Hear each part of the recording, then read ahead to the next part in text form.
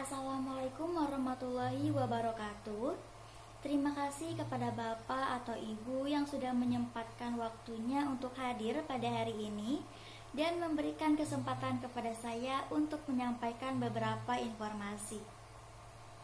Tetapi sebelum ke inti informasinya nih, saya mau bertanya kepada Bapak atau Ibu, kenapa sih sebagian besar masyarakat di Indonesia masih memilih menggunakan minyak curah dibanding minyak kemasan?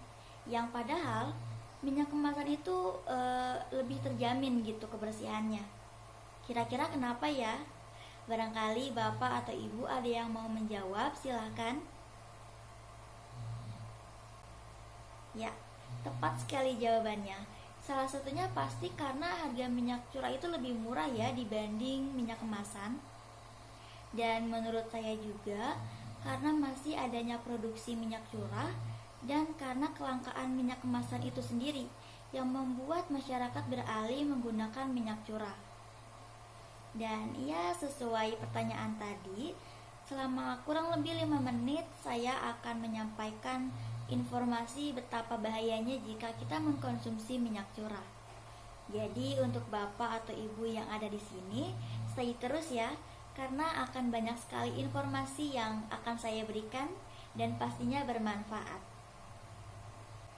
Baik, seperti yang Bapak atau Ibu ketahui ya, saat ini itu harga minyak kemasan naik, dan karena harganya naik, jadi membuat minyak kemasan itu langka. Dan ya, akhirnya masyarakat memilih minyak curah untuk tetap dapat menyajikan masakannya. Namun, minyak curah itu sangat berbahaya loh bagi kesehatan. Secara kualitas, minyak curah dan minyak kemasan itu jelas sangat berbeda. Minyak curah mengandung asam lemak yang lebih tinggi, sehingga asam lemak tersebut menyebabkan mudah rusaknya minyak curah. Dan efek jangka panjang jika kita masih mengkonsumsi minyak curah juga akan menyebabkan, yang pertama, terjadinya risiko penyakit kanker, yang kedua peningkatan kadar kolesterol darah, dan yang terakhir berimplikasi pada penyakit kardiovaskular. Lalu kenapa sih kok bisa menyebabkan penyakit-penyakit tersebut? Bisa karena minyak curah itu berasal dari minyak bekas ya, atau minyak jelantah gitu, yang dapat merusak struktur kimia dan memisahkan zat akrolain. Zat ini bersifat karsinogenik alias memicu kanker. Dan jumlah kolesterol yang tinggi pada darah juga dapat menyebabkan pembuluh darah mengeras atau menyempit, atau yang biasa disebut dengan aterosklerosis.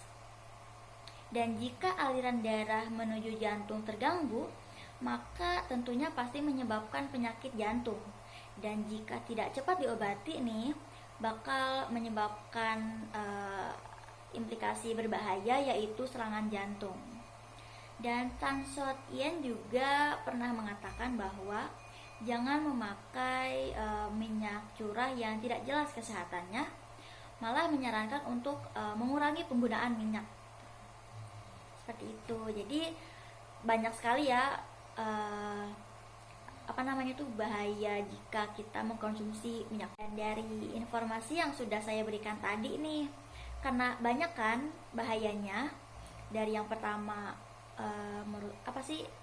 terjadinya risiko kanker, yaitu zat berbahaya yang terjadi pada minyak curah.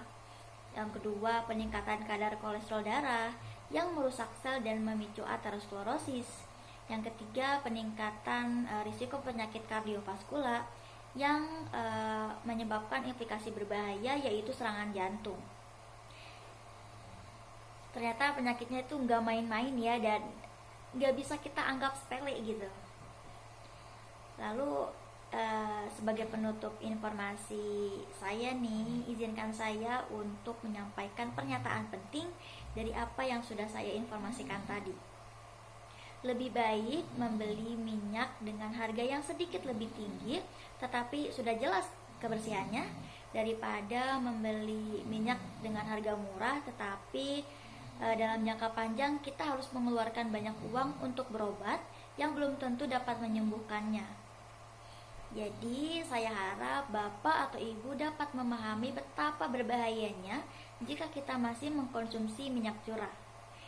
Dan mulai hari ini, mulai detik ini, yuk mulai sayangi diri kita sendiri dengan cara mengkonsumsi minyak kemasan, dan tentunya juga harus mengurangi penggunaan minyak ya, agar tubuh kita tetap sehat. Dan mungkin sekian informasi yang dapat saya berikan. Maaf bila ada salah kata. Wassalamualaikum warahmatullahi wabarakatuh. Terima kasih.